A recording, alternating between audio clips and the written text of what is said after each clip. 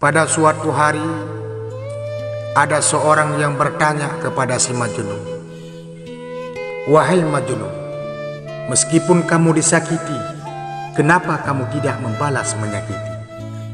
Si Majnun menjawab, "Fal mar'atu amanah, ma khuliqat lil ahana." Karena perempuan itu amanah, maka Allah tidak menciptakan untuk disakiti. Setelah Majnun ditinggalkan oleh si Laila, mata si Majnun tak pernah tertidur lagi hingga ajal menjemputnya.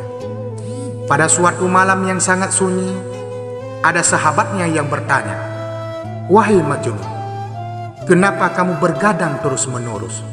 Apa yang engkau tunggu?" Si Majnun menjawab, "Undur syai'an la yujad." Aku menunggu sesuatu yang tidak akan pernah terjadi. Setelah kehilangan Laila, saban hari cinta Majnun tak berkurang, bahkan semakin bertambah kepada si Laila.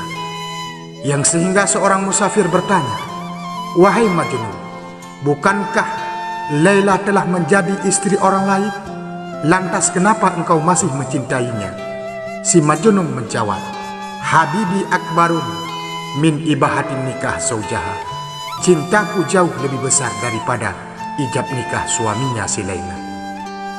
Melihat kekecewaan daripada si Majnun yang sangat parah, para sahabatnya mengajak Majnun berkelana ke negeri jiran. Namun Majnun enggan pindah dari tempatnya. Sahabatnya bertanya, "Kenapa engkau tidak mau meninggalkan negeri ini, wahai Majnun?"